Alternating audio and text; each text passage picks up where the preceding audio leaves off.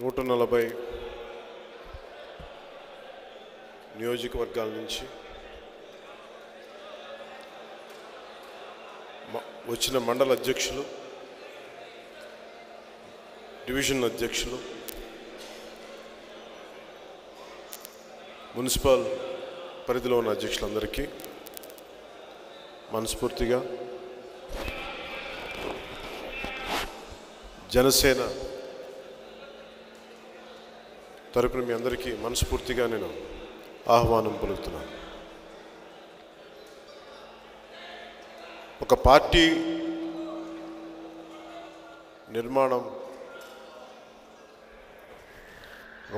నిర్మాణం చాలా కష్టసాధ్యమైంది. సరిగ్గా 10 సంవత్సరాల క్రితం పార్టీ స్టార్ట్ చేసినప్పుడు చాలా ప్రతికూల పరిస్థితుల్లో 150 మందితో ప్రారంభించి చాలాసార్లు మన సభల్లో చెప్తున్నప్పుడు ఎప్పుడు మీ మండల అధ్యక్షులు ఎవరు కనిపించారని అడుగుతూ ఉంటారు. ఈ రోజున అలాంటి అడిగే వాళ్ళందరికీ 140 నియోజకవర్గాల్లో మన మండలాలన్నిటికీ మా అధ్యక్షుల్ని మీకు ఈ రోజును సభాముఖంగా పరిచయం చేస్తున్నాను. టీవీలో వీక్షిస్తున్నాను. అలాగే మిగతా 35 నియోజకవర్గాల్లో అక్కడున్న కొంచెం చిన్నపాటి ఇబ్బందుల్ని ఓవర్కమ్ చేసుకొని కొంత స్ట్రీమ్లైన్ చేసి మిగతా 35 నియోజకవర్గాల్లో కూడా త్వరలో అనౌన్స్ చేస్తాం. సో పార్టీ నిర్మాణం చాలా టఫ్ జాబ్. ఒక పొలిటికల్ పార్టీని స్టార్ట్ చేయడమే వేల కోట్లతోటి ముడిపడి ఉన్న రాజకీయాల్లో వందలు వేల కోట్లు లేకుండా కేవలం ఒక సంకల్ప బలంతో, ఒక ఐడియాలజికల్ కమిట్మెంట్తో ఎన్ని పార్టీలు వచ్చినా సరైన న్యాయం జరగట్లేదు, ప్రజాక్షేత్రంలో వారసత్వపు రాజకీయాలు కాకుండా తపన పడేవాళ్ళు, భావజాలం బలం ఉన్న వాళ్ళు రాజకీయాల్లోకి రావాలి, సమస్యల మీద నిజంగా పోరాడగలిగే సత్తా ఉన్న వాళ్ళకి ఇది ఒక ప్లాట్ఫామ్ అవ్వాలి, ఇలాంటి ఎన్నో కళలు కానీ ప్రారంభిస్తే ఆ కళ ఈ రోజున ఈ విధంగా మీకు మీ ద్వారా సాకారం అవటం నాకు మనస్ఫూర్తిగా చాలా ఆనందం కలిగించింది.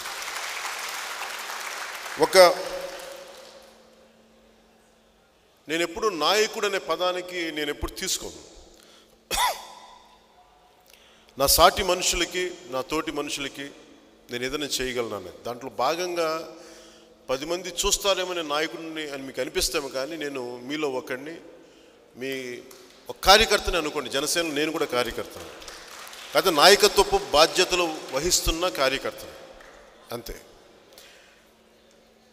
కానీ ఒక పార్టీని తీసుకెళ్ళడానికి చాలా అనుభవించాల్సి వస్తుంది.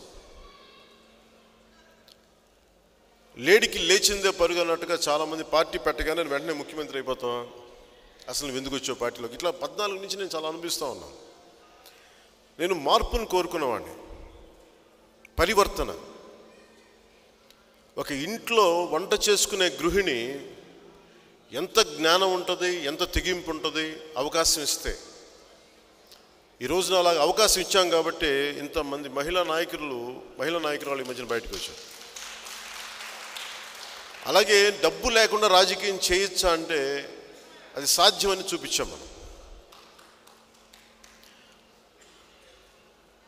సో దీంట్లో భాగంగా కొంతమంది మన నాయకులు డబ్బు లేకుండా అంటే అసలు డబ్బులు ఖర్చు పెట్టద్దని కాదు, కాఫీలు టీలు కూడా ఇవ్వద్దని కాదు నా ఉద్దేశం. చాలా కన్వీనియంట్గా వాడేసుకుంటారు. జీరో బడ్జెట్ పాలిటిక్స్ అనేది. జీరో బడ్జెట్ అనే పదం నేను ఎప్పుడు చెప్పలేదు. అందరూ జీరో బడ్జెట్ చెప్పి చాలా కన్వీనియంట్గా మాట్లాడేస్తారు. జీరో బడ్జెట్ నా ఉద్దేశం ఏంటంటే, నేను ఎప్పుడు నా నోట్లోంచి ఆ పదం ఈ రోజు దాకా నేను ప్రపోజ్ చేసింది కాదు. ఆ పదం ఓట్లు కొనకుండా రాజకీయం చెయ్యాలి అన్నాను, కానీ అస్సలు డబ్బులు ఖర్చు పెట్టకుండా రాజకీయం చేయడం కుదరదు. నేను కూడా చాలా కోట్లు ఖర్చు పెడతాను సంవత్సరానికి పార్టీ నడపడానికి. అలాగే నాయకులుగా ఎదుగుదాం అనుకున్న ఎమ్మెల్యే స్థాయిలో వ్యక్తులు కానీ, లేదంటే ఎవరైనా సరే కనీసం డబ్బు లేకపోతే, నేను ఒక నిరుపేద కుటుంబం నుంచి వచ్చి నేను ఒక మండల స్థాయిలోనో ఒక వార్డు స్థాయిలోనో నాయకుడు అవ్వాలి అనుకుంటే నా దగ్గర డబ్బు ఉండకపోవచ్చు.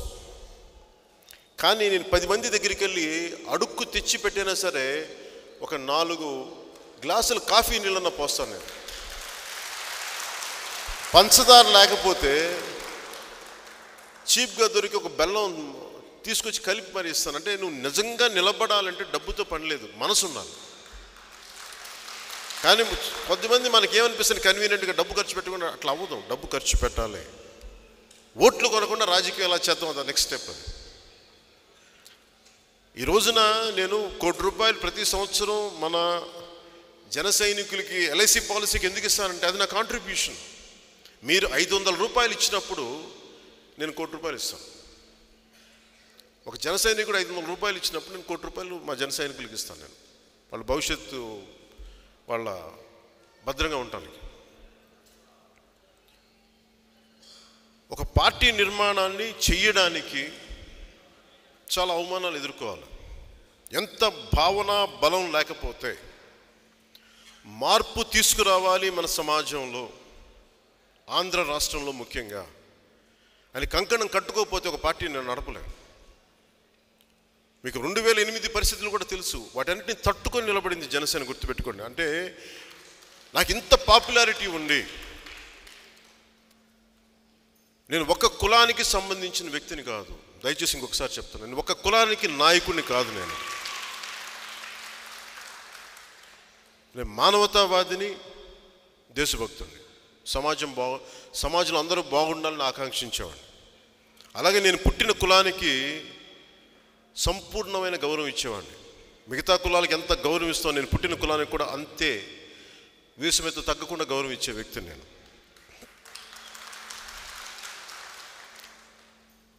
కానీ నేను కుల రాజకీయం చేయను. ఆంధ్రప్రదేశ్ బాగుండాలి అంటే ఏం చేయాలని ఆలోచిస్తాను తప్ప, నేను పుట్టిన కులం ఒకటే బాగుండాలనుకుంటే చాలామంది పెద్ద నాయకులు ఉన్నారు, కులంలో ఉన్న నాయకులు. నేను అట్లా లేను. నేను ఇబ్బంది లేకుండా మాట్లాడటమే నాకు తెలుసు. ఓట్లు పడతాయా లేదా నాకు తెలియదు. ఎందుకంటే నా అభిమానులు, నేను సినిమాల ద్వారా పెరిగిన వాడిని. నా అభిమానులు తెలంగాణలోను, Karnataka, border areas of Maharashtra, Tamil Nadu, including కొన్ని చోట్లకి వెళ్తే ఒకసారి నన్ను వెస్ట్ బెంగాల్ ఎలక్షన్స్ కూడా రమ్మంటారు. అక్కడ ఖరగ్పూర్లో ఇక్కడ చాలా విపరీతం తెలుగు జనం ఉన్నారు, మీరు చెప్తే కొంత ఇక్కడ ఓటింగ్ సరళి మారుద్దని. ఎంత అభిమాన బలం ఉండి నన్ను కేవలం ఒక కులానికే పరిమితం చేస్తానంటే అది సరైనది కాదు. విమర్శలు చేసేవాళ్ళు కూడా అందరూ దయచేసి కొంచెం పెద్ద మనసుతో ఆలోచించే మీరు నా గురించి ఒక మాట అనండి. రామారావు గారు 1980 దశకంలో పార్టీ పెట్టినప్పుడు అప్పుడున్న పరిస్థితులు వేరు. ఇన్ని పార్టీలు లేవు. ఆయన 60 సంవత్సరాల తర్వాత వచ్చిన ఆయన. ఆ టైంలో ఆయనకి అండగా నాదినిలో భాస్కర్ రావు గారు, ఉపేంద్ర గారు, చాలా పెద్ద పెద్ద నాయకులు, ఎన్జి రంగా గారు లాంటి పెద్ద నాయకులు, వారి సలహాలు సూచనలతో పెట్టిన పార్టీ అది. అప్పుడు ఒక కాంగ్రెసే ఉండేది. కానీ ఇప్పుడు ఇంత డబ్బు లేదు, అప్పుడు ఇంత క్రిమినాలిటీ లేదు పాలిటిక్స్లో, ఇంత పగ ప్రతీకారాలు కూడా లేవు పాలిటిక్స్లో. వాళ్ళు వచ్చిన కాలం వేరు, వాళ్ళు ఉన్న పరిస్థితులు వేరు. ఎందుకు చెప్తున్నానంటే, ఒక వ్యక్తి పాపులారిటీ ఉన్నంత మాత్రాన అతను అర్జెంటుగా రాత్రి అధికారం వచ్చేస్తే అనేది ఒక కలది. అది రామారావు గారికి జరిగిందేమో కానీ నాకు జరుగుద్దని నేను ఎప్పుడో కలలో కూడా ఆశించలేదు. కష్టపడి ఇటుక పేర్చి కట్టడం, ఉన్నతమైన కట్టడం కడతాం. అందుకు సిద్ధపడి వచ్చాను. అందుకు 25 సంవత్సరాలు నేను మాట్లాడతాను. అలాగే విధ్వంసపూరిత రాజకీయం, నిర్మాణాత్మక రాజకీయం, 2 పదాలు ఉన్నాయి. నువ్వు నాకు ఆంధ్రప్రదేశ్ బాగుండాలంటే ఏం చేయాలి అని ఆలోచిస్తాను తప్ప నేను బాగుండాలంటే ఏం చేయాలి నేను ఎప్పుడు ఆలోచించను. ఆంధ్రప్రదేశ్ బాగుంటే పవన్ కళ్యాణ్ బాగుంటాడు, ఆంధ్రప్రదేశ్ బాగుంటే పవన్ కళ్యాణ్ ముఖ్యమంత్రి అవుతాడు. అట్లా ఆలోచించాలి తప్ప పదవినే టార్గెట్గా పెట్టుకొని చేస్తే ఏమవుద్దంటే చాలామంది నచ్చకపోవచ్చు ఈ పదం. నేను ఈ రోజున ఎక్కడికి వెళ్ళినా సీఎం సీఎం అని అరుస్తారు. నినాదాలతోటి సీఎం అవ్వలేం. ఓట్లేస్తేనే సీఎం అవుతాం. రోడ్ల మీదకి వచ్చి గజమాలలు వేసి క్రేన్లు పెట్టి గజమాలలు వేస్తే సీఎం అవ్వం. ఓట్లేస్తే సీఎం అవుతాం. హారతులు పెట్టితే సీఎం అవ్వం. ఓట్లు వేస్తే సీఎం అవుతాం. వ్యక్తిగతంగా నేను ఎప్పుడో ఎక్కడికి వెళ్ళినా విపరీతమైన ఆరాధన ఉంటుంది, విపరీతమైన ప్రేమ ఉంటుంది. ఆ ప్రేమ ఆరాధన ఓట్ల కింద మారినప్పుడు ఎంత ప్రజాభిమానం ఉన్నా నిష్ప్రయోజనం అవుతుంది. టీవీల్లో బాగుంటుంది, టీఆర్పీలకు బాగుంటుంది తప్ప అధికారం దిశగా వెళ్ళాం. నిన్న ప్రెస్ మీట్లో కూడా చెప్పింది ఏంటంటే అజాత శత్రువుని అవ్వడానికి రాజకీయాల్లోకి రావాలి. కొంతమంది నన్ను శత్రువుగా పరిగణిస్తానంటే సంతోషం, నేను మీకు శత్రువునే. భయపడని నన్ను చూసి, నాకు ఆ భయాలు లేవు. రాజకీయాల్లోకి వచ్చి ఒక అభిప్రాయం చెప్పినప్పుడు దానికి ఒక విరుద్ధమైన అభిప్రాయం ఒకటి ఉంటుంది, ఒక డిసెంట్ ఉంటుంది, ఒక వ్యతిరేకత ఉంటుంది. ఆ వ్యతిరేకతను తీసుకోవడానికి నేను సంసిద్ధంగా ఉన్నాను. అందువల్ల నేను కొంతమందిని మెజారిటీని రక్షించడానికి, మెజారిటీ ప్రజల్ని రక్షించడానికి, ఆంధ్రప్రదేశ్ని అభివృద్ధి దిశగా నడిపించడానికి నేను కొంతమందికి శత్రువు అవ్వడానికి చాలా సంసిద్ధంగా ఉన్నాను. వారు నా మీద టార్గెట్లు చేసిన వ్యక్తిగతంగా నాకు ఓకే. ప్రజలు బాగుండాలి అంటే ఒకటి త్యాగం చేయాలి. నాకు పోగొట్టుకోవడానికి చాలా ఉంది, అన్ని పోగొట్టుకోవడానికి సిద్ధపడే వస్తున్నాను. అందుకే రాజకీయాల్లో ఉంది. నన్ను ఈ మాట అంటే నేను భయపడిపోతానేమో, ఈ మాట అంటే వెనక్కి వెళ్ళిపోతానేమో, మీరు అనే కొద్దీ నేను ఇంకా రాటు తేలుతాను తప్ప మీరు అంటేనే రాటు తేలిపోతాను. అది మీ చేతుల్లో ఉంది. నన్ను మెత్తగా ఉంచుతారా, లేదంటే మా తెనాలి వెంకటేశ్వర గారి దగ్గర చెప్పులు మళ్ళీ కొత్త చెప్పులు తీసుకొని చూపించాలి, అది మీ చేతిలో. నిన్న మాట్లాడుతున్నప్పుడు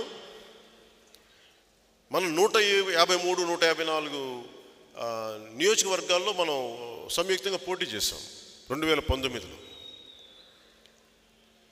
నేను అన్నది ఏంటంటే, మనం పోటీ చేసిన 134 స్థానాల్లో మనకు కనీసం ఒక 134 స్థానాల్లో పోటీ చేస్తే కనీసం మనకు ఒక 45-50 స్థానాల్లో కనుక మన ఎమ్మెల్యేలు కనుక ఉండుంటే ముఖ్యమంత్రి పదవి వచ్చే తీరుండేది ఈరోజు.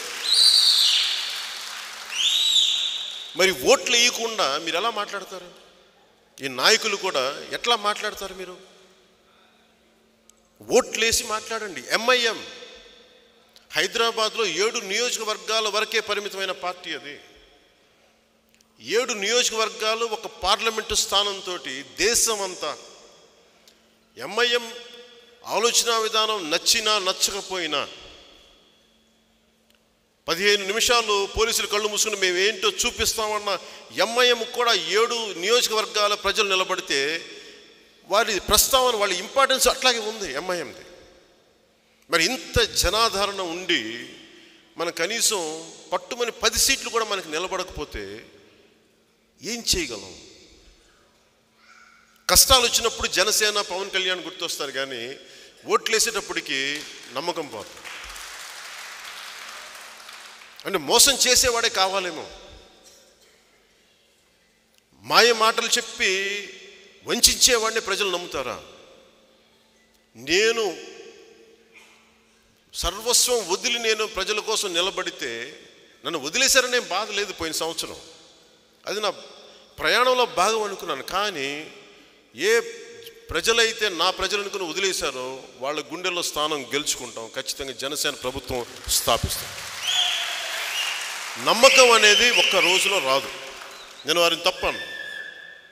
నమ్మకం అనేది ఒక్క రోజులో సంపాదించలేను. కానీ మీరు చెప్పదలుచుకుంది కూడా, మీరు మీ మండలాలకి, మీ ఊర్లకి వెళ్ళినప్పుడు ఒక 5 సంవత్సరాల కాలం చాలా విలువైన కాలం. ఈ రోజున 10వ తరగతి చదువుతున్న కుర్రవాడు 5 సంవత్సరాల తర్వాత డిగ్రీ పూర్తయ్యో, ఒక 14-15 ఏళ్ళకి అయిపోయినప్పుడు యుక్త వయసుకు వచ్చేసి 21 ఏళ్ళు వచ్చేసిండే అబ్బాయికి. ఉద్యోగం కావాలి, ఉపాధి కావాలి. గాలి తిరుగులు తిరగలేరు కదా యువత ఎంతకాలం. ఈ దిశగా ఆలోచించే ప్రభుత్వాలు ఉన్నాయా? వారికి ఉపాధి కల్పించాలి, ఉద్యోగాలు రావాలి, చదువులు చెప్పించాలి. 5 సంవత్సరాలు అనేది చాలా విలువైన కాలం. మీరు చూస్తుండగా మీరు మొన్నదాకా మేము 16-17 అనుకుంటే ఈరోజు 30 వచ్చేసి ఏంటంటే మీరు చాలామంది అనుకోవచ్చు. అందుకని 5 సంవత్సరాల ఈ విలువైన కాలాన్ని సద్వినియోగం చేసి ప్రజలకి మరింత అభివృద్ధి దిశగా నడిపించడం అనేది ఏ ప్రజా అభివృద్ధిని ఆకాంక్షించి ఏ పొలిటికల్ పార్టీని చేయాల్సిన పని ఇది. జనసేన దానికి బలంగా నిలబడ్డాం. ఓడిపోతే ఎలా ఉంటుందో మీలో చాలామందికి తెలుసు. మీరందరూ పోటీ చేశారు, ఓడిపోయారు. ఒక మనిషిని మీరు జడ్జ్ చేయాల్సింది అనుకూల పవనాలు వీస్తున్నప్పుడు ప్రతి ఒక్కడు గొప్పవాడే. అనుకూలంగా అన్ని పరిస్థితులు ఉన్నప్పుడు ప్రతి ఒక్కడు కాళ్ళు ఎగరేస్తారు. విపత్కర పరిస్థితులు, ప్రతికూల పరిస్థితుల్లో నిలదొక్కున్నవాడే నాయకుడు. కష్టం ఉంటుంది. ఒక పొలిటికల్ పార్టీ పెట్టినప్పుడు నాకు తెలిసి కష్టాలన్నీ ఇవన్నీ ఊహించకుండా నేనేం రాలా. అలాగే తెలుగుదేశం నాయకుల్ని ముఖ్యమంత్రులు చేయడానికి జనసేన లేదు. అది కూడా మీరు ఇంకోసారి చెప్పండి బలంగా.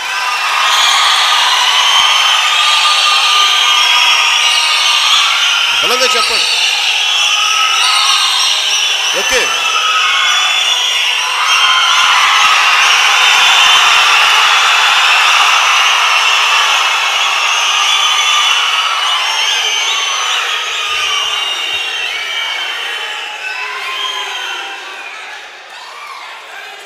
ఇది ఓకే ఓకే ఓకే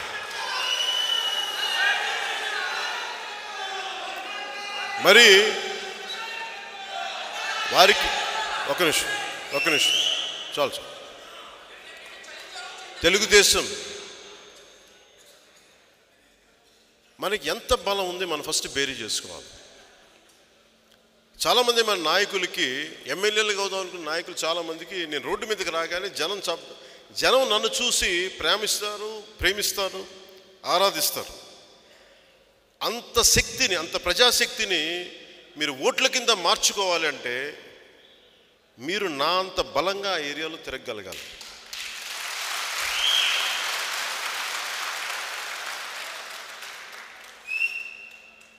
ఇవన్నీ చేయకుండా మీరు నన్ను గల్లీకి తిప్పేస్తారు, వీధికి తిప్పేసి ఓట్లు పడతాయని జనం వస్తారు. నేను వెళ్తే ఇక్కడే ఎందుకు, నేను కర్ణాటకకి వెళ్ళినా వస్తాను. నాకు రాయచూరు వెళ్ళినా, చిక్బళ్ళాపూర్ వెళ్ళినా, బళ్ళారి వెళ్ళినా రోడ్లు కిటకిటలు ఆడిపోతాయి. ఇక్కడికి మించిన జనసందోహం ఉంటుంది. నేను కర్ణాటకకి వెళ్తే నడవలేము. కానీ ఓట్లు ప్రజాస్పందన వేరు, దాన్ని ఓట్ల కింద తీసుకురావడం వేరు. రెండు భిన్నమైన దారులే. మీరు కూడా మీ మండలాల్లో, మీ డివిజన్స్లో, మీ వార్డ్స్లో మీరు నాయకులు కాబట్టి మీరు కనీసం ప్రతి ఒక్కరూ మీరు బూత్ కమిటీలు వేయాలి. ఒక్కొక్క మెంబర్ కనీసం 100 ఓటర్లు తెలిసి ఉండాలి. దాంట్లో కనీసం సగం ఓట్లు వేయించగలిగే సత్తా ఉండాలి వాళ్ళకి.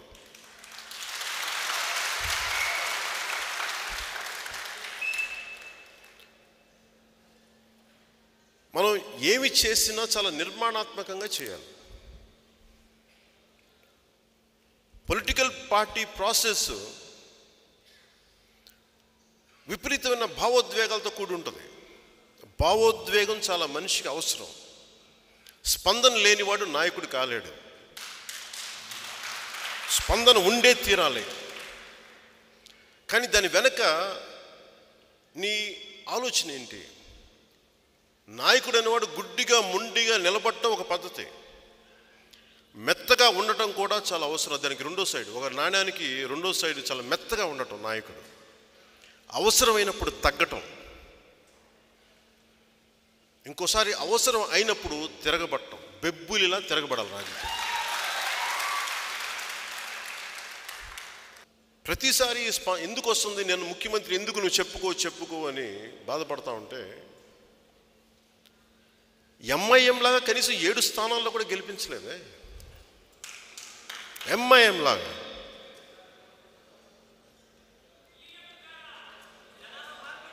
అదే అంటున్నాను. మీరు ఆలోచించాల్సింది, అలయన్స్ అనే పదం నా నోటి నుంచి రాదు. కనీసం మీరు ఎంఐఎం లాగన్నా సరే, కనీసం విజయకాంత్ గారి లాగన్నా సరే 18 స్థానాలు కూడా మనకు కల్పించలేదే. కనీసం 2009లో వచ్చిన 18 స్థానాలు కూడా మనకి ఇవ్వలేదే.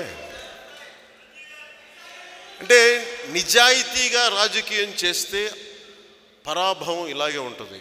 అది నేను సంతోషంగా స్వీకరిస్తున్నాను, చాలా సంతోషంగా. నా పరాభవాన్ని చాలా గర్వంగా సగర్వంగా స్వీకరిస్తున్నాను. ఓడిపోయిన వాడికే దెబ్బ కొట్టి విజయం సాధించడం తెలుసు.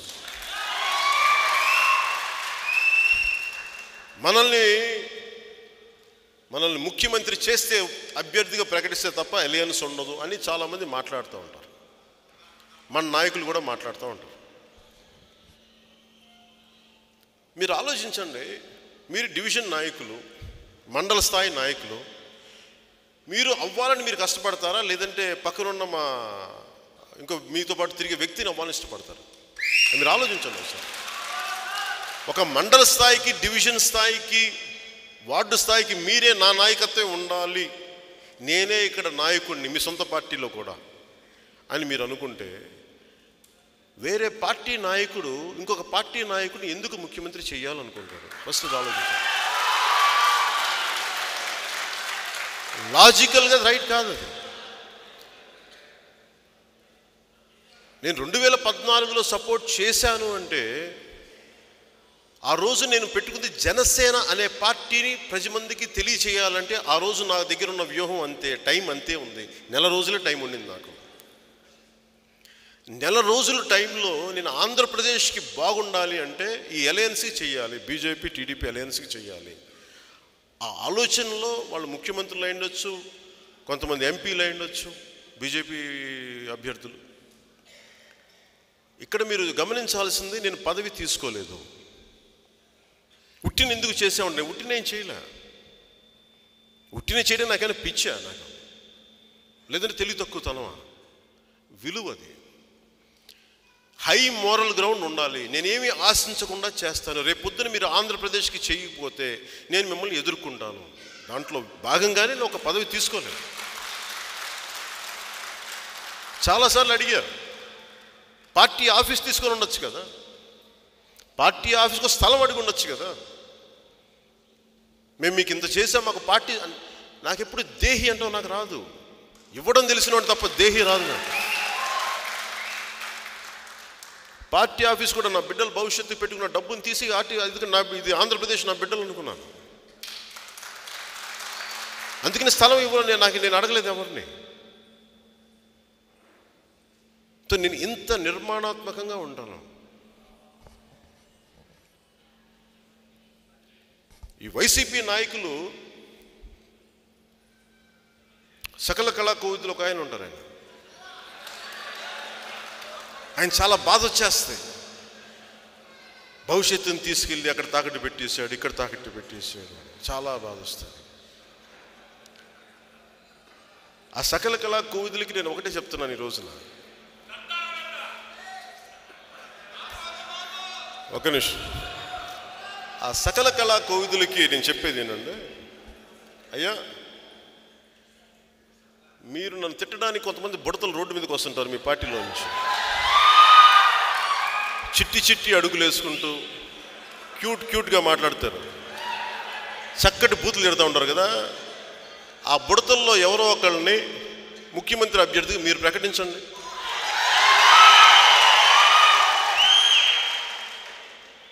మీకెందుకే మా పార్టీ సంగతి? మేమేమి లేదని మీరే అంటున్నారు కదా. మీ నాయకుడు ఏమంటాడు, 175 స్థానాల్లో 175 మనమే గెలవాలి అని మీ కాన్ఫిడెన్స్ కదా, మీ ఆత్మవిశ్వాసం కదా. జనసేన దేనికి పనికిరాదు కదా మీ దృష్టిలో. మరి మనం పట్టించుకోకండి, వదిలేయండి మమ్మల్ని. ఎందుకు వదిలేయట్లా? మీరు టీడీపీనన్నా వదిలేస్తున్నారు కానీ మా జనసేనను వదలట్లేదే. ఏమి సూచిస్తుంది ఇది? మీకు జనసేన అంటే మీకు భయం ఉంది. ఎందుకు భయం మీకు? మేము ఏదో అవుతామని భయం ఉంది మీకు. మన గురించి మనం చెప్పకూడదు. మనం ఏంటో మన శత్రువు, మన ప్రత్యర్థులు చెప్పాలి. మన ప్రత్యర్థులు చెప్తున్నారు మనం ఎంతో అని, అది మీరు నమ్మాలి. ఈ రోజున పార్టీ నిర్మాణం గురించి మీకు చెప్తాను. టిఆర్ఎస్ ఒకప్పుడు తెలంగాణ రాష్ట్ర సమితి, ఇప్పుడు భారత రాష్ట్ర సమితి. చాలా తక్కువ 6 స్థానాల్లో 7 స్థానాల్లో ఎమ్మెల్యేలుగా గెలుచుకొని, అది అంచెలంచెలుగా పెరిగి అలయన్స్లు పెట్టుకొని 2009లో అది మన ఇంట్లో ఉన్న ఆ రోజున రాజకీయ ప్రస్థానానికి మనతో కూడా పొత్తు పెట్టుకోవడానికి సిద్ధమైన పార్టీ టిఆర్ఎస్. కానీ ఈ రోజున అది ఒక జాతీయ పార్టీ స్థాయిలో ఇక్కడ కూడా రావడానికి సిద్ధంగా ఉన్న పార్టీ. అంటే అలయన్స్ని మీరు దయచేసి తక్కువ అంచనా వేయకండి. అలయన్స్ ఉండటం అంటే పార్టీ పెరుగుదలకి అది దోహదపడుతుంది.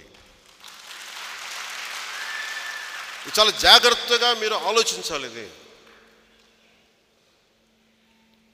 మనకి ఆలు లేదు, చూలు లేదు, కొడుకు పేరు సోమలింగం అన్నట్టు ఓట్లే అక్కడ ఎమ్మెల్యేలు ఇవ్వలా.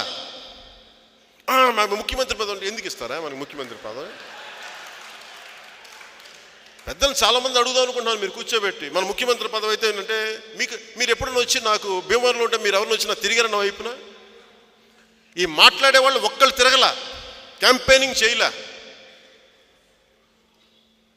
మళ్ళీ మన పార్టీలో ఉంటారు కొంతమంది పెద్దలు.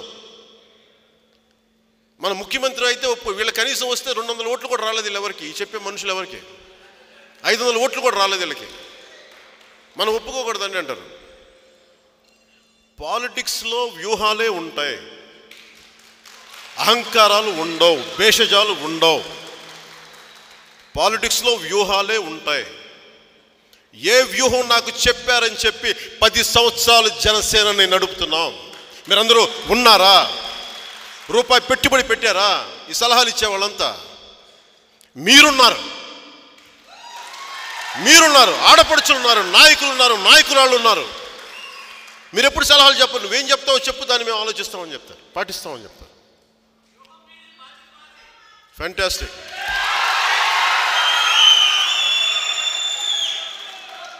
అది కదా మాట. మన నాయకులు ఆ మాట అంటే ఇప్పటికి అక్కడ ఉండేవాళ్ళం. వ్యూహం చాలా బాధ్యత గల వ్యక్తులకు వదిలేయండి. బాధ్యతని మీరు ముందు నడిపించండి. ప్రభుత్వం ఎందుకు రాదో మేము చూస్తాం.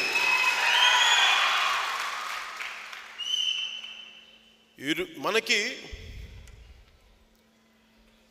వ్యూహం చాలా కీలకమైంది. డిసెంబర్లో వీళ్ళు ఎలక్షన్స్ పెట్టేస్తారు. జూన్ నుంచి నేను తిరగడానికి సిద్ధంగా ఉన్నాం.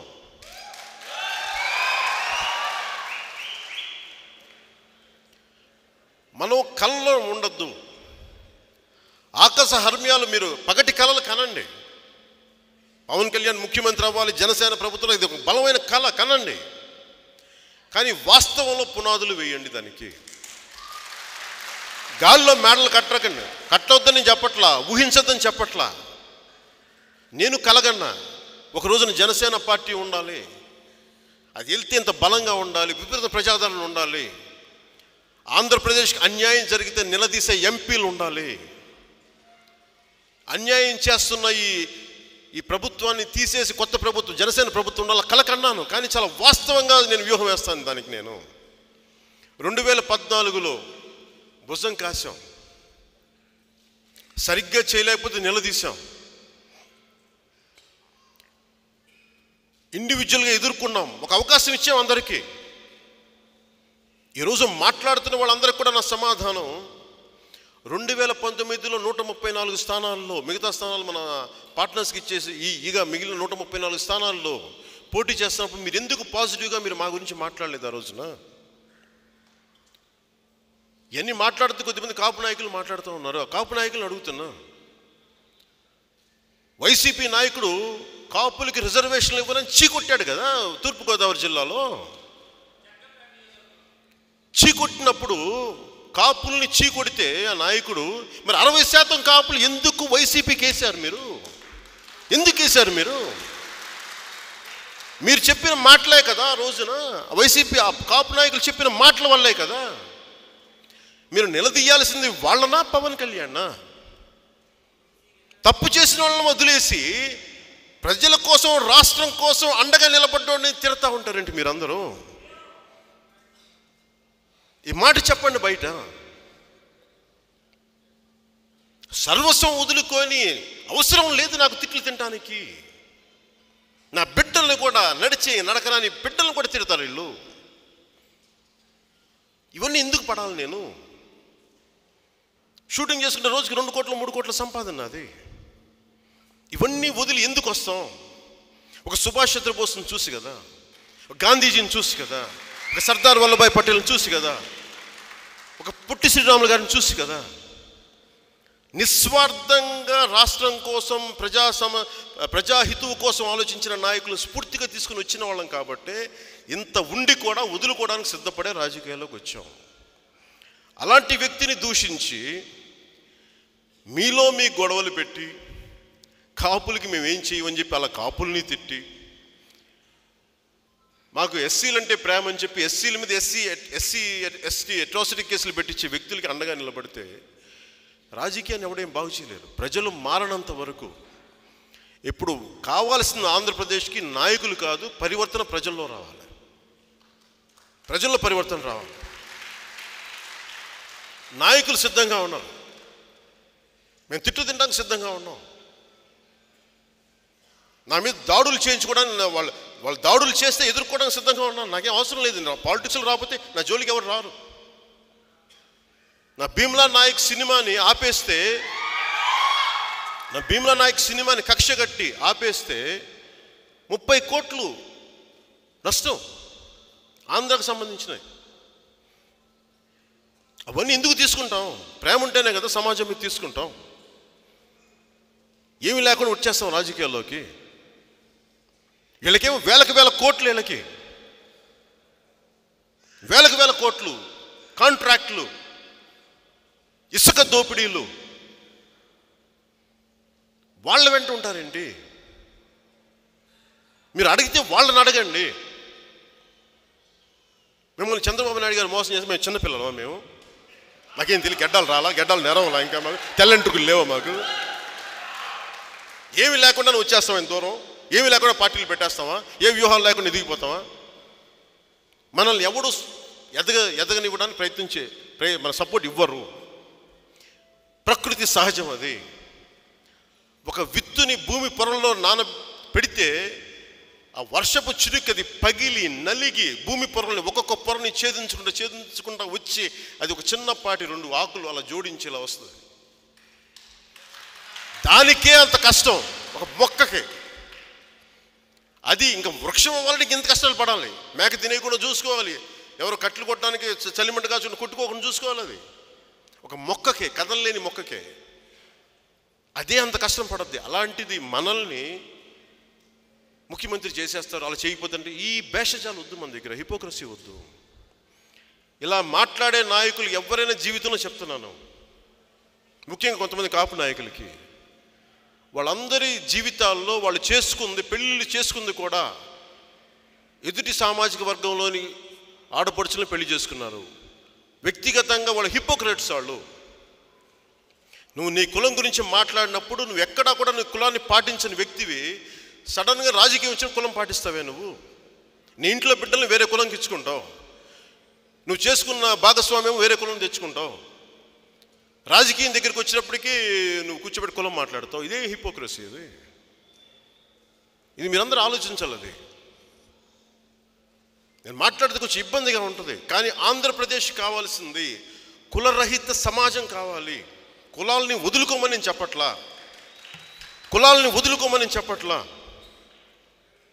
కానీ ఎవరి ఐడెంటిటీ, ఎవరి ఉనికిని వాళ్ళు కాపాడుకోండి. కానీ భావన ఎక్కడో చోట మనందరం కలిసే తీరాలి, వేరే దారి లేదు. మన చంద్రబాబు నాయుడు గారి సతీమణిని వైసీపీ నాయకులు కొంతమంది నానా నీచంగా మాట్లాడితే నేను ఎందుకు స్పందించానంటే, మనకి నచ్చని వ్యక్తి కుటుంబానంటే మనం ఆనందిస్తున్నామంటే రేపొద్దున అతని లాంటి ఒక 14 సంవత్సరాల ముఖ్యమంత్రిగా చేసిన వ్యక్తికి 40 సంవత్సరాల పార్టీ నడిపిన వ్యక్తినే అంత నీచంగా మాట్లాడుతుంటే, ఒక వార్డు స్థాయిలో ఉండే మీకెందుకు జరగదా మాట? మీ కుటుంబాన్ని ఎందుకు టార్గెట్ చేయరు వైసీపీ నాయకులు? కొన్ని విలువలు ఉంటాయి రాజకీయాల్లో, కొన్ని గీతల మధ్య అని మాట్లాడతాం పాలిటిక్స్. ఆడపడుచుల జోలికి వెళ్ళాం, దిగజారుడుతనం. బిడ్డల జోలికి వెళ్ళాం, దిగజారుడుతనం. పేర్లు మారిస్తే ఒప్పుకోకపోతే మేము వచ్చి మీ ఇళ్లలోకి వచ్చి మీ ఆడపడుచులను రేపు చేస్తామంటే ఏమనుకుంటున్నారు ఒక్కొక్కళ్ళు? ఇది వీళ్ళ సంస్కృతి, వైసీపీ సంస్కృతి. అది మీకు ఓకేనా? నాకైతే ఓకే కాదు. మీరందరూ ఒప్పుకోకపోయినా నేనైతే ఒప్పుకోనది. నేను నిలబడతాను. తప్పు చేస్తే ఖచ్చితంగా నిలబడి మాట్లాడతాం. తప్పు ఇది. గుండె దమ్ము లేనోడు రాజకీయాలకు రావాల్సిన అవసరం లేదు. ఇంట్లో కూర్చొని పిల్లా పాపలతో కాలక్షేపం చేయండి. నాకు గుండె దమ్ము ఉంది. సమాజంలో తప్పు ఉంటే నిలదీస్తాను, తాట తీసి కూర్చోబెడతాను.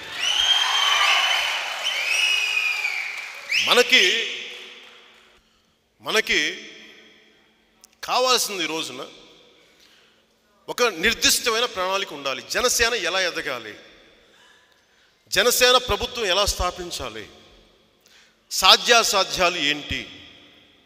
మనకున్నది 7% ఓటింగ్ వచ్చింది పోయినసారి. అది తక్కువేం కాదు. అది రూపాయి పెట్టుబడి లేకుండా 7% సాధించాం పోయిన సంవత్సరం. రూపాయి పెట్టుబడి లేకుండా. ఈ రోజున మీకున్న వాస్తవాలు చెప్తున్నా.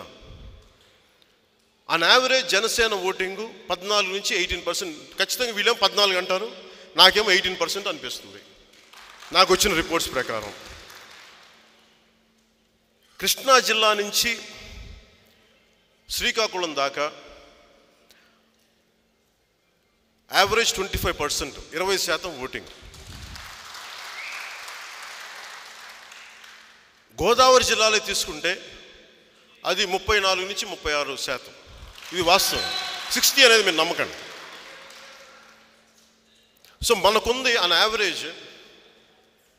స్టేట్ పక్కన పెట్టండి, 18% పక్కన పెడదాం, 30% తీసుకుందాం. ఉభయ గోదావరి జిల్లాల్లో 30%, ఈ మిగతా జిల్లాలో 20%. బలం ఉంది, కాదంట్లా. ఇది ప్రభుత్వాన్ని స్థాపించే బలమా కాదా మీరు నిర్ణయించుకోండి. ప్రభుత్వాన్ని స్థాపించే బలం అయితే కాదు, ఎన్నికల్లో పోటీ చేసే బలం ఇది. నేను అనేది ఏంటంటే, మనకి ఇంత బలం పెట్టుకొని మనం ఏమి కాకుండా మళ్ళీ ఇంకొకసారి ఓడిపోవడానికి నేనైతే సిద్ధంగా లేను. ఓడిపోవడానికి సిద్ధంగా లేము. ఖచ్చితంగా ప్రభుత్వం స్థాపించే తీరాలి.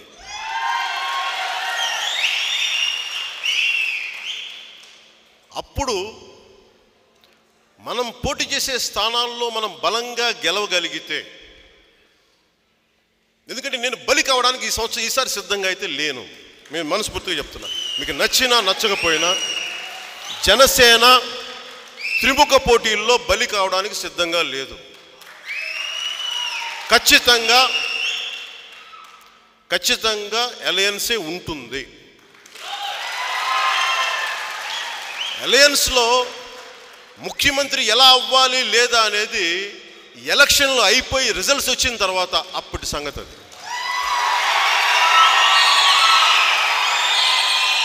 అప్పుడు మాట్లాడదాం. అంత బలమైన మెజారిటీ ఇచ్చి మనం పోటీ చేసిన స్థానాల్లో అత్యధికంగా పర్సంటేజ్ ఆఫ్ ఓట్లు వచ్చి అప్పుడు మాట్లాడటానికి హక్కు ఉంటుంది. కానీ ముందు మనం పెట్టుకోవాల్సింది, నీ ప్రైమరీ టార్గెట్ ఎవడు రాజకీయాల్లో? మీ ప్రత్యర్థి ఎవరు ఈ రోజున? ఎందుకంటే నేను ఏ పార్టీ మీద నాకు ద్వేషం లేదు, ప్రేమ లేదు, వ్యూహమే ఉంది నా దగ్గర. ఏ పార్టీ మీద, ఇంక్లూడింగ్ వైసీపీతో సహా, వైసీపీ మీద నాకు ద్వేషం లేదు. మీరు సరిగ్గా చెయ్యట్లేదు, మీరు కక్ష సాధింపు రాజకీయాలు చేస్తున్నారు. మీరు ఫ్యాక్షన్ రాజకీయాలు పట్టుకొస్తున్నారు ఇక్కడికి. ఫ్యూడలిస్టిక్ ఆలోచన విధానంతో మీరు రాష్ట్రాన్ని నలిపేస్తున్నారు. మీరు చెట్లు కొట్టే సంస్కృతి లేదు. రాయలసీమలో కొన్ని చోట్ల ఉంది. ఈ రోజునది మీరు గోదావరి జిల్లా కూడా తీసుకొచ్చారు, చెట్లు కొట్టే సంస్కృతి. ఇట్లాంటి పచ్చని చెట్లను కొట్టే సంస్కృతి మేము సహించం. అందుకని ప్రత్యర్థి ఎవరో మీరు మార్చేయండి. ఫస్ట్ మీకు రోడ్లు వేయని వ్యక్తి, రైతులకి న్యాయం చేయని వ్యక్తి, మహిళలకి రక్షణ కల్పించని వ్యక్తి, పోలవరం పూర్తి చెయ్యని వ్యక్తి, ఉద్యోగులకి సకాలంలో జీతాలు ఇవ్వలేని వ్యక్తి. ఎంత లిస్టు చదువుకుంటే మరి రేపు ఎల్లుండి దాకా పోతుంది. అంత లిస్ట్. ఈ వ్యక్తి రాష్ట్రానికి, నా సినిమా ఆపాడంటే నాకేముంటుంది, తీసి పక్కన పెడతాం, సరిపోయిందండి, పోనీ డబ్బు పోద్ది పోనీ. కానీ నువ్వు రాష్ట్రానికి నేను తట్టుకుంటాను, నాకు వచ్చే నష్టం నేను తట్టుకునే శక్తి ఉంది. ఒక రోజు కూలి చేసేవాడికి, నువ్వు ఒక భవన నిర్మాణ కార్మికుడికి నువ్వు ఇసుక తీసేస్తే చచ్చిపోయారే, ఆ నష్టం ఎవడు తీరుస్తాడు? దానికోసం ఎవడు నిలబడతాడు? మనం ఈ రోజున ఆలోచించాల్సింది, నీ ప్రత్యర్థిని మార్క్ చేయండి. ఈ 5 సంవత్సరాలు నేను ఎవరికి చెప్పను, మీరు ఆలోచించాలి. అది మీ మీద కేసులు పెట్టిన వ్యక్తి వైసీపీ, ఈ ఎన్నికల్లో ప్రత్యర్థి. Let us be very clear. నాకు ఒక్కడే కాదు, నాకు శత్రుత్వం పెట్టుకోని వ్యక్తిని నా జీవితంలో నేను ఎవరితో శత్రుత్వం పెట్టుకోను. నాకు నన్ను ఎంతమంది తిట్టినా నోరు కూడా మెదపను నేను. కానీ నేను నమ్ముకున్న నా రాష్ట్రం, నా ప్రజల్ని తిడితే మటుకు తాట తీసి కూర్చోబెడతా ఉంటుంది. ప్రత్యర్థి వైసీపీయే. ఆంధ్రప్రదేశ్ని అధోగతికి పాలు చేసింది వైసీపీనే. గూండాయిజంని పెంచి పోషించింది వైసీపీనే. రైతులకి సకాలంలో పంట డబ్బులు ఇవ్వక ద్రోహం చేసింది వైసీపీనే. ఇన్ని అడ్డగోలుగా చేసిన ఉద్యోగులకి, నిరుద్యోగ యువతకు ఉద్యోగాలు 2 లక్షల ఉద్యోగాలు కల్పిస్తామని చెప్పి ఉద్యోగాలు ఇవ్వంది వైసీపీనే. వీళ్ళని ప్రత్యర్థిగా ప్రకటిస్తామా, లేదంటే టీడీపీని ప్రత్యర్థిగా ప్రకటిస్తామా? అలాగే మనమేం ఉట్నే చెయ్యం. దేవాలయాలు కూల్చేశారు, ఒక్కడిని పట్టుకోలేదు ఈ రోజుకి. చిత్తశుద్ధి లేని శివ పూజలు ఎందుకు? ఆయన వెళ్ళి నీళ్ళల్లో, గంగలో మునగడం దేనికి, గోదావరిలో మునగడం దేనికి? తప్పు కదా. ఏ విధంగా హెలికాప్టర్ వెళ్తే కింద ఉన్న పచ్చని చెట్లు కొట్టేసే వ్యక్తి అతను. జనాలు కనిపించకుండా పచ్చటి గుడ్డలలాగా కట్టేసే వ్యక్తి, పచ్చటి చెట్లను కొట్టించే వ్యక్తి. ప్రజల్లో పచ్చదనాన్ని చంపేశాడు. దారి పొడవున పచ్చని చెట్లను కూడా కూల్చేసిన వ్యక్తి. వీళ్ళ కావాలి రాష్ట్రానికి. అలాగే ఏ కులంకి న్యాయం చేశారు ఆయన? మైనారిటీలకి న్యాయం చేశారా? షాదీ ముబారక్ ఇచ్చారా? షాదీ ముబారక్ చెప్పచ్చా, అది కూడా ఇవ్వలేదే. అలాగే అంబేద్కర్ స్కాలర్షిప్స్ తీసేశారా ఎస్సీలకి? అలా 1-2 మీరు ఏ కులానికి తీసుకున్నా ఆ కులానికి అన్యాయం చేసిన వ్యక్తిని ఆంధ్రప్రదేశ్ ప్రత్యర్థిగానే ప్రకటించాలి. అతన్ని అధికారంలోంచి తీసేయాల్సిందే. మనకి నచ్చని వ్యక్తి అధికారంలో ఉంటే, రాష్ట్రానికి ద్రోహం చేస్తుంటే అతన్ని తీసేయాల్సిన బాధ్యత ప్రతి ఒక్కడి మీద ఉంది. డెమోక్రసీలో అదే తప్పదు. ఇలాంటప్పుడు మామూలు వ్యక్తి కాదు అతను. అడ్డగోలుగా డబ్బులు సంపాదించి ఆ డబ్బులతో మళ్ళీ గుండాలని, అధికారుల్ని కొనేసి మనలందరినీ బెదిరించి ఇంకొకసారి ఆ వ్యక్తి ముఖ్యమంత్రి అయితే ఆంధ్రప్రదేశ్ జీవితంలో ఇంకా మళ్ళీ కోలుకోదు, గుర్తుపెట్టుకోండి. దీన్ని ఎదుర్కోవాలి అంటే ఇందాక మీకు చెప్పిన అనాలిసిస్ వినండి చాలా జాగ్రత్తగా. వినటానికి వచ్చావు, విను. నేను మీ దగ్గర వింటాను మీటింగ్స్కి వచ్చినాను. విజయవాడ నుంచి కృష్ణా జిల్లా నుంచి ఉత్తరాంధ్ర దాకా మన ఓటింగ్ శాతం మన యావరేజ్ 25%. రాష్ట్రం మొత్తం మీద తీసుకుంటే 14 నుంచి 18% పెరిగింది. ప్రజలు చాలా ఆదరణ పెరిగింది. కానీ ఇదేది కూడా మనల్ని ప్రభుత్వంలో స్థాపించలేదు. మంచి ఓట్లు వచ్చినాయండి, అందరూ 4,000 2,000 ఓడిపోయారని నేను చెప్తాను. ఇలాంటి ఎన్నికలు అయితే ఉండకూడదు ఈసారి. అందుకు నేను పొత్తు అని చెప్పాను. అది కూడా గౌరవంగా ఉండి అన్ని పద్ధతులు బాగుంటే ఖచ్చితంగా జనసేన, తెలుగుదేశం, భారతీయ జనతా పార్టీ ఖచ్చితంగా వెళ్తుంది.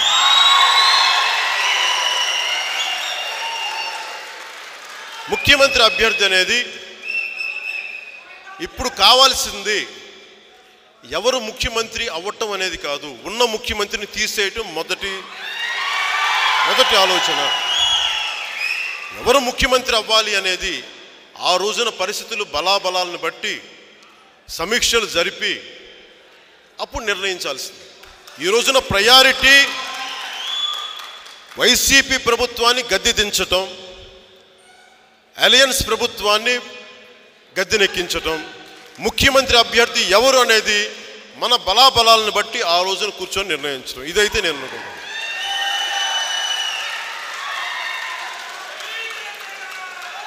నిన్న చెప్పింది కూడా మీరు మండల స్థాయి పెనిట్రేట్ అవ్వగలరు కాబట్టి మీరు, ఎందుకంటే ఇది ఒక్క రోజుతో అయ్యేది కాదు. ఎలక్షన్లు అయ్యే వరకు ఇది నేను రిపీటెడ్గా చెప్తాను. ఇది నాకు ఇంతకు మించి పోగొట్టుకోవడానికి ఏమీ లేదు. అవమానపడ్డాం, చెదరించుకున్నాం, ఘోర పరాభావాలు పొందాం. నా ఇంట్లో చిన్న బిడ్డలను కూడా, నడవని బిడ్డలను కూడా తిట్టించుకున్నాను. అందరు ఇంట్లో కన్నీళ్ళు పెట్టుకున్నారు వైసీపీ చేసిన పనుల వల్ల. నేను నిలబడి ఉంది నా రాష్ట్రం కోసం, నా ప్రజల కోసం అనుకున్నాను. నేను ఏ వ్యూహం వేసినా నేను వ్యక్తిగతంగా ఎదగాలి అనుకుంటే కూడా రాష్ట్ర హితువు నాకు చాలా ముఖ్యం.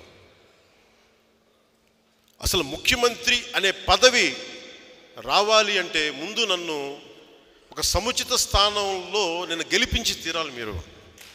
అప్పుడు అడగండి ముఖ్యమంత్రి పదవి. భావోద్వేగాలతోటి రాజకీయం చేయొద్దు, ఆలోచనతోనే రాజకీయం చేయండి.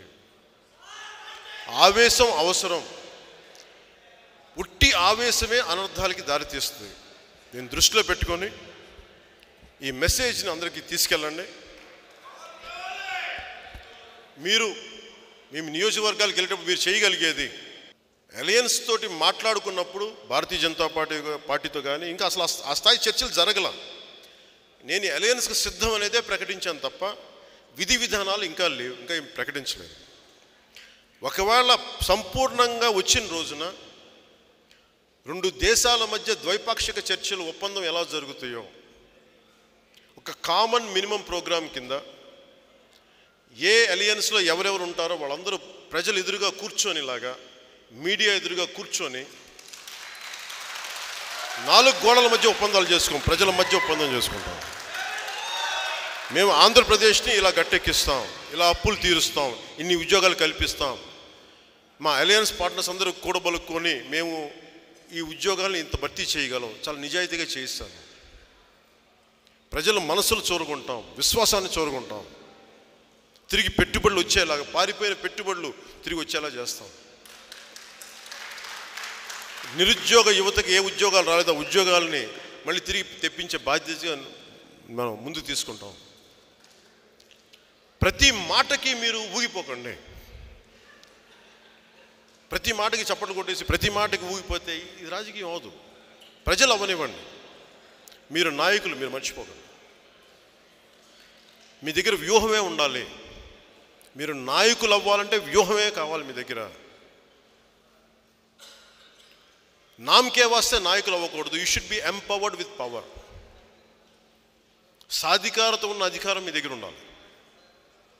అందుకని దాన్ని దృష్టిలో పెట్టుకొని వ్యూహం నేను అమలు చేస్తాను, మీరు దాన్ని ప్రజల మధ్యలోకి తీసుకెళ్ళండి. వైసీపీ చేస్తున్నా తెలియచేయండి ప్రజలకి. మీరు చేయాల్సిందల్లా వెళ్ళినప్పుడల్లా పార్టీ నిర్మాణ కార్యక్రమాల్లో భాగంగా ఓటర్స్ లిస్ట్ తీసుకోండి. ఎన్ని ఓట్లు డిలీట్ చేశారు, ఎన్ని ఓట్లు తీసేశారు, ఎన్ని దొంగ ఓట్లు వేయించారు. పోయినసారి భీమవరంలో నేను నిలబడ్డప్పుడు దాదాపు 15,000 ఓట్లు దొంగ ఓట్లు, అక్కడ లేని ఓట్లు పోలయ్యాయి. ఉదాహరణకి 1,00,000 ఓట్లు అంటే 1,16,000 ఓట్లు వచ్చినాయి అక్కడ పోలేని. సో వీటన్నిటిని ఎదుర్కోవాలంటే మీరు వార్డు స్థాయిల్లో, డివిజన్ స్థాయిల్లో, మండల స్థాయిల్లో మీరు చాలా జాగ్రత్తగా ఉండాలి. బూత్ కమిటీల ద్వారా మీరు వీటిని దృష్టిలో పెట్టుకొని ఇప్పటి నుంచి మీరు నిర్మాణం మొదలు పెడితే జూన్ నుంచి ఒక కార్యాచరణ పెద్దలు మనోహర్ గారు ప్రకటిస్తారు. ఆలోచించుకొని దాన్ని బట్టి ముందుకు తీసుకెళ్తాం. అలాగే నాయకులందరూ కూడా నా విన్నపం, నేను చాలా ఆలోచించి చాలా పెద్దలతోటి మాట్లాడి నిర్ణయం తీసుకుంటాం. క్షేత్రస్థాయిలో ప్రతి ఒక్క జన సైనికుడు, వీర మహిళ, ఆడపడుచులు, సామాన్య జనం అందరి దగ్గర అభిప్రాయాలు పరిగణలో తీసుకునే నా వ్యూహం ఉంటుంది తప్ప, నా మాట ఉంటుంది తప్ప, నా ఇండివిజువల్గా యారగెన్స్తో పొగడుతో కూర్చొని నేను ఎప్పుడు మాట్లాడను.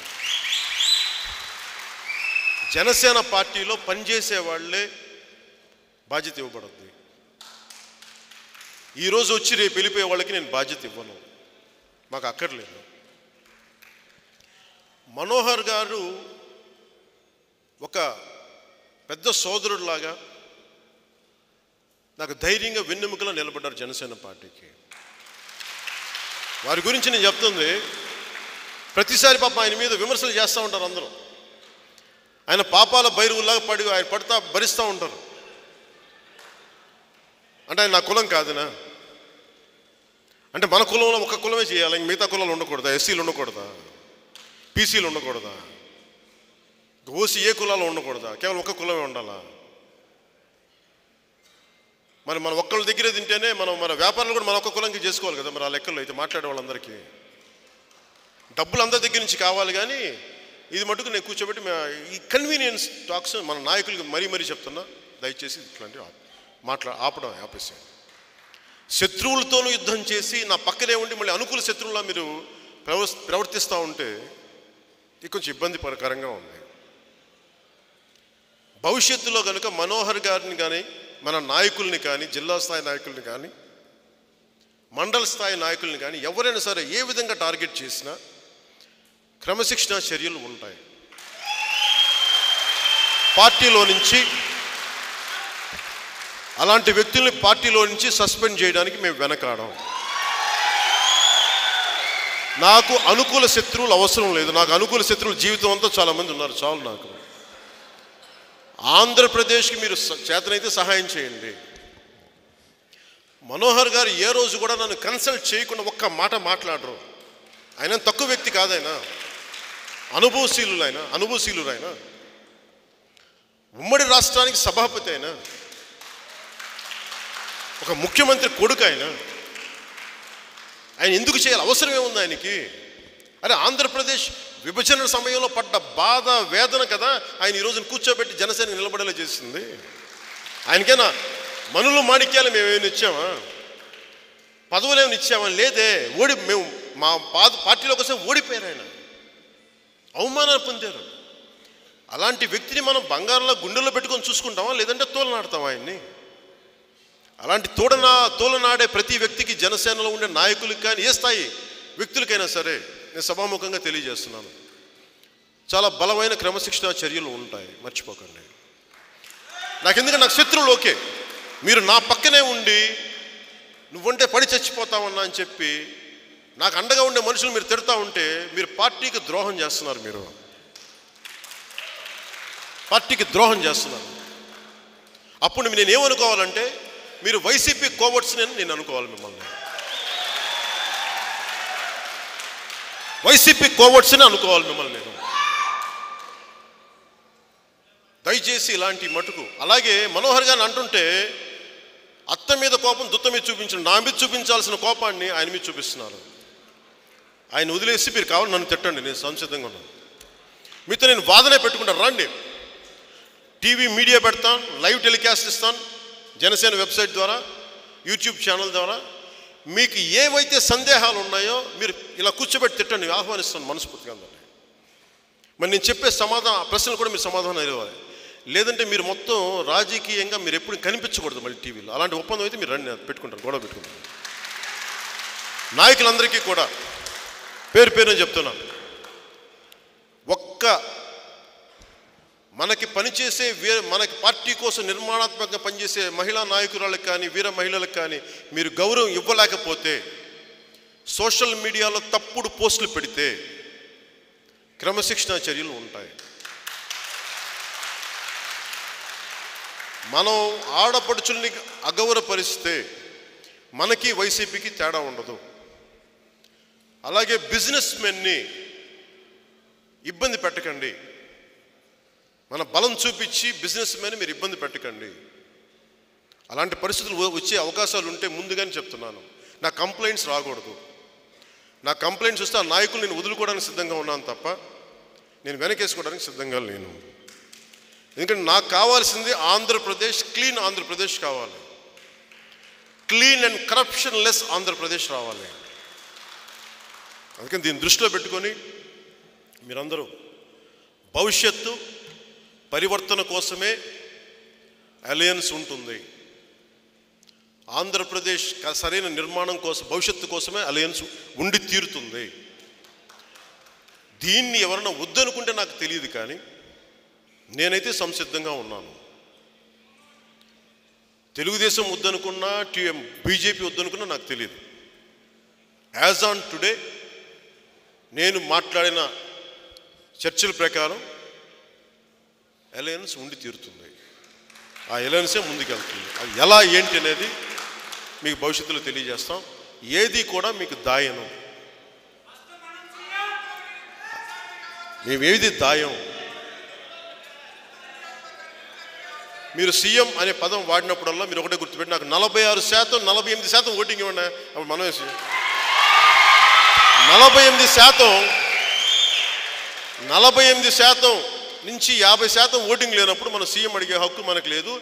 అందుకే నన్ను ఎవడు సూపర్ స్టార్, నన్ను ఎవడు చేయలా. నా స్టార్డమ్ ఒక్కొక్కటి నేను సంపాదించుకున్నాను. ముఖ్యమంత్రి అవ్వాలంటే కూడా మనం సంపాదించుకుంటాం, కానీ మనకు ఇచ్చేది ఎవరు? ఆ దిశగా మనం అడుగులేద్దాం. మొదటి అడుగు మట్టుకు వైసీపీని మట్టుకు గద్దెని దించాలి. అధికారం తిరిగి ఆంధ్రప్రదేశ్ చేతుల్లో, ప్రజల చేతుల్లో పెట్టాలి. జై హింద్.